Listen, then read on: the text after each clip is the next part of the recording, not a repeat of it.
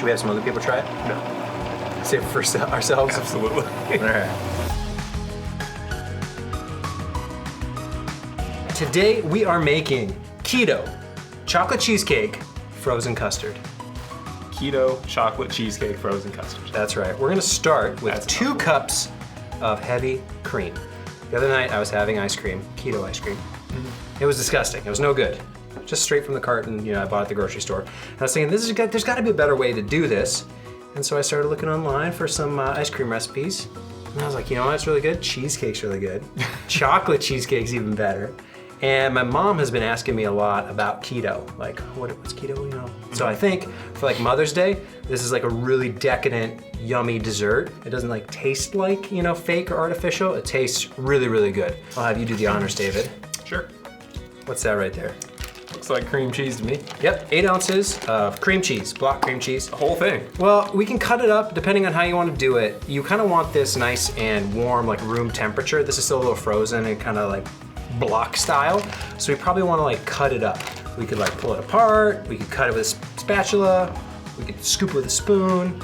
Just kind of block it up so it melts a little bit better, more evenly. And this is super low heat. We don't want to cook this. We're not trying to burn it, scald it. We don't even really want it to simmer too much. We just want to get it warm and melty, sort of like you would kind of melt chocolate. It's kind of what we're going for here. So we want that cream cheese nice and melty. It is easier if you do it in advance, where it's kind of room temperature and just very, very melty. But this will work too. Not too cold, but pretty malleable. Yeah, perfect. Just making a mess. All right. Let's measure out a 1/3 cup of Truvia. This is gonna add that sweetness without adding sugar. Can't be keto if we're adding just regular refined sugar. This is a blend of stevia and erythritol. I think that's how you say it, erythritol. You could use any keto sweetener that you'd like. There's some out there that have like monk fruit, erythritol, maltodextrin. There's all sorts of different sweeteners that are, kind of no sugar, no carb. This one works well, but I wouldn't say you have to use this one. You could use any that happen to be your favorite. If you don't care about it being keto, you could also just do 2/3 cup of sugar, and that would be fine too. If you don't want it super, super sweet and you want it a little bit more on the mellow side, you could use less sweetener. I'd say kind of sweetened to taste. We also need 1 teaspoon of vanilla extract, pure vanilla extract. That's what we're gonna do next. Yeah. Ooh, risky business, risky business. Kind of get all these things incorporated. Again, don't burn this. Keep it moving, nice and melty. We're going for a liquid consistency. The biggest challenge is gonna be that cream cheese. The more you can do to get that melted in advance, the better off you're gonna be. So how often are you creating your own keto recipes? Usually pretty often, I'd say. I'll usually see recipes for things that sound really good and I'll try and like ketofy them. Other times there'll be like a keto recipe that like I don't have an ingredient for, or I want to mix it up or change it a little bit. This one I didn't see anywhere online, so I did have to kind of come up with it. But I've done like keto cheesecake and I've done keto ice cream, and I was like, why don't we just mix them together and make something really, really good? The next step, David, I'll let you do the honors. Some eggs. Egg yolks. Oh, just the yolks? Just the yolks. So you don't want the whites. That's really not gonna add the quality or consistency you're looking for. But the yolks is a very like traditional ice cream custard ingredient in a lot of recipes. And it really helps keep the consistency that you're looking for in a custard or like soft serve ice cream. The eggs chemically kind of keep everything held together without getting too icy or frozen like you would get with something that's more water-based. Gotcha. And it just adds like a nice richness. This is 4 egg yolks that we put in there. So we're gonna do a 1/3 cup of the 100% cocoa. It's like a cocoa powder, cacao. I don't know what you're looking for. Yeah, I'm making more. So here's the tip. Use a spoon to scoop it rather than trying to shake it out of there. See that? Yeah, I did that too. So measure out a 1/3 cup of the cocoa powder. This is unsweetened, just 100% pure cocoa. See, this is what makes cooking fun. Making a mess. Making a mess. Just making a mess. That's fine, we can clean it up. Go ahead and pour that cocoa right in there. At this point, it's probably beneficial to get your whisk going because that's gonna help mix it all together. And we're gonna add a pinch of salt.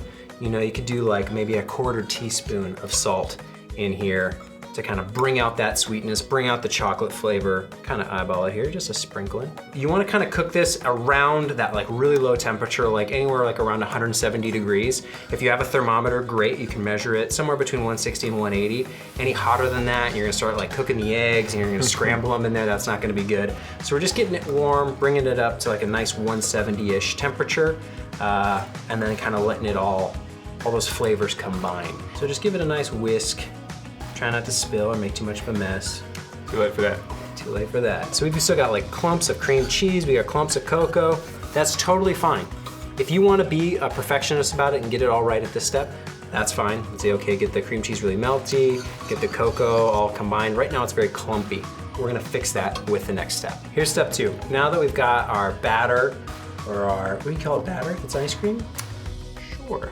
Your mixture. Our mixture is ready. Got it in the blender here. And this is to kind of blend out all those imperfections. All that stuff that I'm too lazy to like get right at the beginning.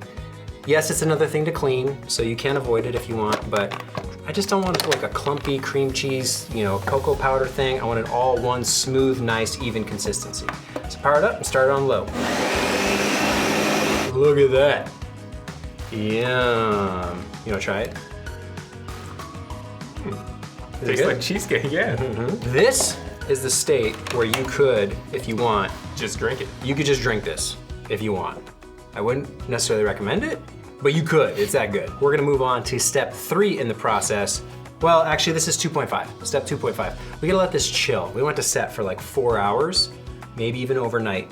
Let it thicken up, let all the flavors combine, let it kind of set for at least 4 hours. So we're gonna take this, pop it in the fridge, and then we'll be back for step 3. All right, here we go. This is the mixture after it's kind of set for probably 6 hours, I think. Take a look. Oh yeah, a lot more thick. Look at that. It's kind of like a pudding almost. It does look like So you could eat it like this, and if it's chilled, it's gonna be really good, but we're gonna make it even colder, turn it into that frozen custard, and this is gonna be super, super delicious. First step, we've got our nice kind of soft serve Cuisinart mixer thing here. Take that cold bowl, that's been in the freezer. So this thing has like a gel inside that kind of freezes up, and you just leave it in the freezer for whenever you're ready. Put it in, push it down. Make sure it's all nice and set in there, because we had some leaks the other day. Always check the handle. This is dispense. That's locked. We don't want any leaks or anything. Here we go. And you'll have a little bit in your kind of pitcher, but that's fine. Scrape it out if you'd like. Eat it with a spoon, whatever you prefer. Go ahead and pop that thing over top. And basically this is gonna cool all the mixture. It's gonna stir around so it gets nice and frozen, but evenly, so it doesn't turn into like a block of ice cream. This is gonna be soft serve. All we gotta do is just turn it on. Spin, spin, spin. Spin and wait. Should we go get bowls and spoons? Yep, unless we want to eat with our hands. I would eat this with my hands. It's really good. This will take, I would say, probably at least 20 minutes for it to really kind of get to that frozen custard consistency that you're looking for. You could, you know, sample it prior to that, but really give it about 20 minutes. The longer you wait, the better it's gonna be. This doesn't really like block up and freeze. It's very thick, but the great thing about having the eggs in there and the heavy cream and the cream cheese is that it like holds its shape. I don't know how to describe it, but like it doesn't lose its texture. Like it doesn't melt like ice cream. Patience, patience is key. It's very difficult with this recipe because once you try it, you're not gonna wanna wait. I'm excited. It looks like a Frosty. When we tried this around the office, people were saying pudding, Frosties, Poop emoji. poop emoji. It looks like the poop. It was actually leaking why Strons checked if it was open or closed. Somebody didn't close it the whole way. Won't say who. And after a minute, we had a little poop emoji right there. I'm excited for you to try this one because you gotta try kind of the rough batch version. This is gonna be even better. Made 3 batches? Or just 2 batches? 3. 3 batches, and then it was nailed. Got dialed in after 3. I tried a chocolate strawberry version, which was kind of difficult, trying to keep in it keto. If you don't care about keto, like go nuts. This is like a really solid base. You can throw whatever you want in there. If you want a little bit of fruit, you want use sugar for your sweetness, like whatever, go crazy. But keeping it keto, I tried a strawberry extract, which like worked and gave it sort of a strawberry flavor, but I think it tasted a little too artificial. Now I went with chocolate because I feel like that's every mom's favorite. Chocolate. Chocolate, yeah. Like if I'm gonna give my mom something, it's gonna be chocolate. If it were me, I would go for something like a vanilla banana. They have like a banana extract, so it's not like using bananas. It's like banana flavor. Banana is fantastic. Yeah. Banana flavor, not so much. I heard it's because the banana flavor is based off of like old bananas. Used to Old be like, bananas? yeah, like they're not like Like a month-old banana. No. Whoever edits this video can fact check me on this and pull up some on-screen graphics, or just cut it out if it's all nonsense. But if this is true, back me up with some facts. So it used to be that there was this other type of banana, it had different genetics, it had different DNA, that tasted sort of like banana Laffy Taffy. And then something happened to those bananas, they all went like extinct. They got wiped out. And so now we have the new bananas.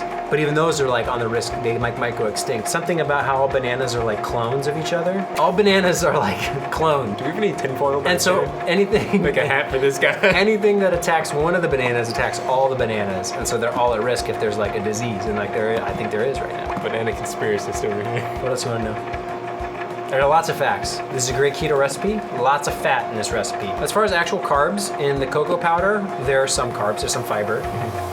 It doesn't really count that out. The Truvia is sugar alcohol, so that doesn't really count. The vanilla extract has like, some alcohol in it, but that's also, you don't really count that. Pretty much this is like as low carb as you could get for something like this.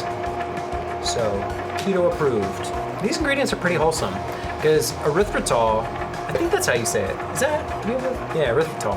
Yeah, sure. It sounds like a chemical, but it's actually a natural ingredient. Did you know that? Nope. It's made from plants, just like stevia. Now that this has been cooling for, I'd say, 30 minutes, 45 minutes? It takes a little bit. You want to let it really get nice and cold if you want that, true frozen custard. I think it really depends on how much you have inside the tank. Previous batches we've done, the more you have in there, the longer it takes for it to freeze. It just takes time for it to cool from the outside in. But you don't have to do this. You could do maybe like fudge pops. That'd be really good. They'd probably have to sit for a while, like 24 hours is my guess for getting them really like firm. And now we're getting to that good thick consistency. So why don't you do the honors, David? Go ahead and pour yourself a bowl there. A little slower than expected. Let's try to give it a little swirl there. There you go. Wow. Surprisingly, it tastes like a chocolate cheesecake frozen custard bun. It reminds me of pudding. It reminds me of the Hershey's like chocolate syrup. It's nice and thick. You're not gonna spill any of that. Trying to compute Dairy Queen here. This is really good. This is the best keto ice cream I've ever had. Highly recommend this recipe. If you like cheesecake, if you like chocolate, if you like custard. Better than the stuff you buy at the store, It takes a little patience, But I'd say this recipe is pretty easy, all things considered. Yeah, I'll back for more.